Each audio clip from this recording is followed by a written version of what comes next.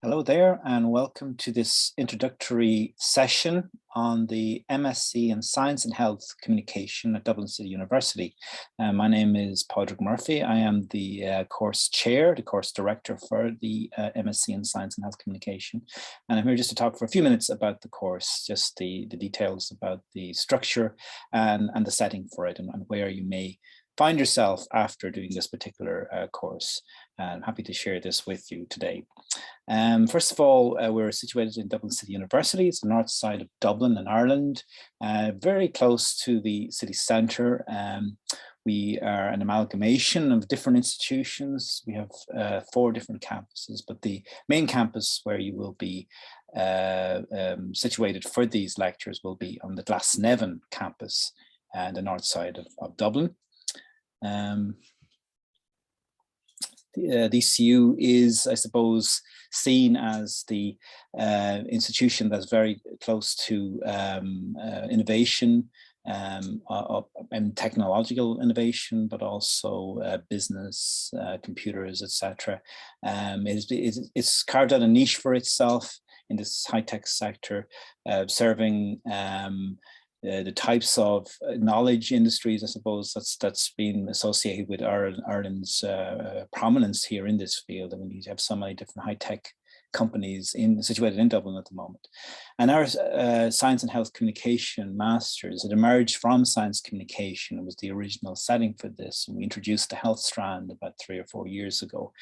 I don't think we've ever been in a period of history where communicating very technical information, science and technology, communicating it to different audiences has been more important. It's been hugely important, shown in the last couple of years in particular. So I want to just go through that. I want to go through the course itself and talk about careers and maybe just address some questions that people would have for this particular course. So for DCU, I mean, our mission statement is about transformation of lives and societies, and that really aligns with what our course is about. You know, looking at science literacy, but also thinking in terms of inclusivity, and thinking in terms of those who may not always benefit from the knowledge that's there, and how can they be included in learning about science, technology, and innovation. We're ranked within the top 2% of universities globally. We have the highest honor of being the top communications and media studies school within Ireland, and that is exactly where our Masters in Science and Health Communication is housed, in the School of Communication, which is the top media and communications course in Ireland. Last year, the Sunday Times named us University of the Year, DCU, and we're also ranked highest as regards graduate employability. Something happened, of course, we all are aware of 2 years ago in 2020. The world changed dramatically. COVID-19 has shown us that how the dramatic changes that was needed in everyday life. Never before did we have a situation where science was actually not just headline news, but actually practically every news item for a while across the world. It showed us exactly how important and why it's so important that science needs to have accurate communication, accurate engagement. And it's critically important, of course, to have not just that clarity and accuracy, but also engagement in the sense of having people with us, having people understanding what we're doing and understanding what it is that's important about having collaboration at different stages. The pandemic showed us this. It showed us that we actually needed not just information channels, but it also needed to have action. It needed to have people involved at each stage. And of course, science communication and science communicators in particular were very central to how we are now slowly but surely coming out of this pandemic. But there are many other huge challenges. And I suppose COVID-19 brought things into stark focus here about how important these are. But if you consider other types of healthcare that are needed as well beyond pandemics, and our health strand within the Science and Health Communication looks at some case studies here, the different types of medical emergencies, but also health policy and how communication is needed there. So we particularly welcome people from healthcare administration or nursing, doctors, all different types of people in the medical sector that will learn about the kind of communication challenges that exist there and how they then can be overcome. Emerging and converging technologies, of course, all different types, whether it's artificial intelligence, whether we're talking about genomics, synthetic biology, all these kind of what you might call critical, crucial, disruptive technologies that have different viewpoints. And I mean, we bring some ethical perspectives to bear here as well. And we have certain modules that deal with that. How do we deal strategically with the communication aspect, but also about the ethical issues that these present. And of course, the climate emergency itself. I suppose you could say that the COVID-19 and the pandemic and the different types of ways we're looking at pandemic and pandemic readiness now gives us an opportunity to kind of see, I hate to use the word dress rehearsal, but it is there set up to see how we actually look at climate emergency. We see this as these are real issues that are affecting the world, and they are affecting policy, politics, and actually our everyday lives. So that's why communicating this becomes so important. These are some of the case studies, and there are many, many others that we would use throughout the course in terms of very difficult, complex, technical information that needs communication, and not just communication, but buy-in. Because engaging people in different ways is the way to overcome these types of challenges. It is no longer enough to very clearly and accurately, that is one part of it, clearly and accurately present scientific information. We also need to understand how people take up this information, how they understand it, how they use it, and how they can be involved in the solutions, because these types of global issues that we were speaking about now require multi-sectoral responses. So they need people from all different walks of life and different types of expertise to help us here. And that is why it's so important. And it's why we actually do invite students from all different disciplines, all different backgrounds to come into our course, those that have a passion for science communication. In terms of the structure and how it works, you could take the course 1 year full-time or 2 year part-time. It's pretty much the same course to spread out if it's part-time for those that want to take that option. Your task here with critically analyzing how science is communicated across various media. So we mentioned case studies, and we look at the theoretical and the practice around that, about why it's important to communicate, looking at audiences as well. The kind of social psychology of how people understand what they do and trying to address that. When you come out, you will be a more effective communicator. You will also be a communication strategist in the sense that you will see exactly how to plan out certain communication campaigns, realizing that it's not a one-size-fits-all. There's so many different types of aspects, depending on what disciplines you come through and maybe move into after this master's, and this becomes hugely important as well. So to talk further about the structure here, we're talking about 90 credits. So it's the ECTS, I should say, continuous assessment. There are no exams. At the end of the course, you also must complete a research thesis of 15,000 words. So that's worth 25 of your total of 90 credits. And you also take part in a work placement we call the intra placement, which is centralized here in DCU. And for this work placement is worth 5 credits.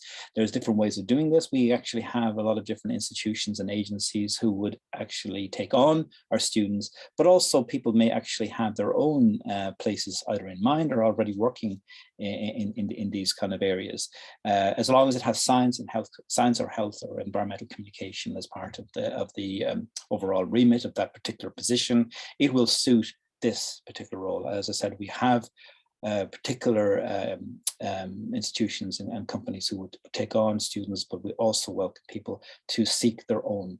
We don't expect perhaps more than H2 an honors kind of 2 kind of degree, depending on the kind of cognate area here, because of course for a lot of people they come from the sciences doing this particular course, and we are housed in the humanities and social sciences. So a lot of people come in on a level playing field, as it were, and we do a lot of what we are doing here as far as the education part is also the training into social sciences methodologies. And so, guys, the application procedure. If you have some related professional experience, any prior learning that will assist here, that will be helpful. In the application process, you supply a personal statement and your CV. The personal statement is really talking about why you want to do this course, what you might get out of it, how you may apply it in the future. English language competence is very important within this, and you will see details on this on our international website in the DCU International. So in 2022-23, we have the core module here of strategic communications, STEM, environment, and healthcare. This is seen as a foundational module. We also have research methods, which is actually divided across 2 semesters actually this coming year. In addition to that, you must choose from either understanding social media journalism, and democracy. And actually, there is an extra one in 2023. I've just learned as well, which is bioethics. Global bioethics will be added to this range as well. In semester 2 then, core modules are science and health and media and data communication, hugely important for looking at how particular areas are addressed in what we might call mainstream or traditional media, or even in new and social media, but also the visualization part in data communication, how you data retrieval and visualization, hugely important regardless of what role people find themselves going into afterwards. The optional modules here range from media audiences and consumption to gender and sexuality in digital culture. So you must choose one from those 2 options in semester 2 also. And in the autumn semester, if you like, it brings you into the summer months and into September. The project dissertation, but also the work placement takes part in that part as well. As regards to the project and the project or the dissertation, I mean, it's open enough as long as it has science, health, or health communication as a central part. It could be media analysis, it could be an evaluation of an education and public engagement program, it could be something practical actually, it could be looking at particular websites, or maybe even developing some media output like a radio piece or something like that. But typically they are book theses in the sense that they are an original research project. And the whole point of this is that you get the training, if you like, through the 2 semesters on how to do this through the different research methodologies. You're appointed a tutor who brings you along and guides you through the whole process to submit it in the autumn of the following year.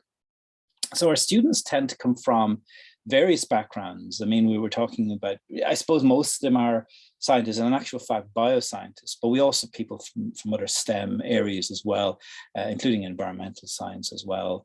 But we also have humanities and social sciences. And so we have, I suppose, since we opened out this kind of health strand, as I'm calling it here, we would have people more from health administration, etc. But the typical science communicators have come from science backgrounds and then are moving into communications or engagement areas. But each year we have a cohort of people that come from humanities and social sciences and want to specialize in science. So that's what I'm saying about the level playing field that's important here. Some questions that I get asked here are,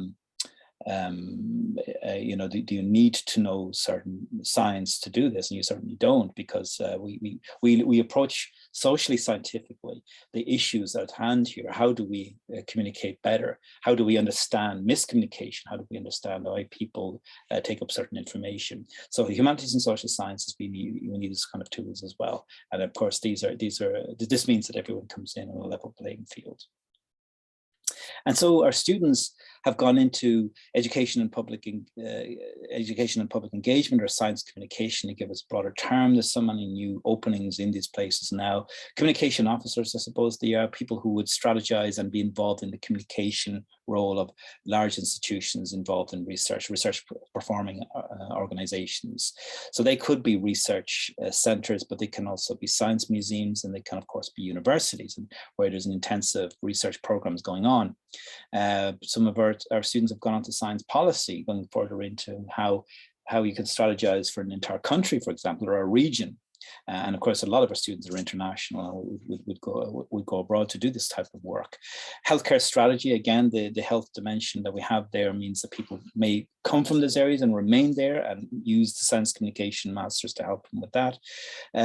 Journalism, certain types of journalism then as well, science, health and environmental journalism, and research funding organizations who would take on our students, because often there are certain types of organizations here who are organizing or help to organize different consortia for large research projects, research and innovation projects. And of course, having our students there to be able to quickly bring people up to speed on communicating the particular technical information there is hugely important. So our students are highly valued in these areas. In fact, if you look across our intro program or internship, you'll see so many different companies that take on that look for our students each year.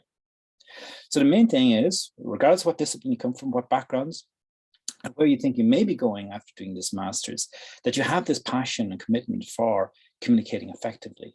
As I said, it has never been a more important time in history where, whether it's through healthcare, environmental communication, emerging technologies, has never been more important to communicate effectively.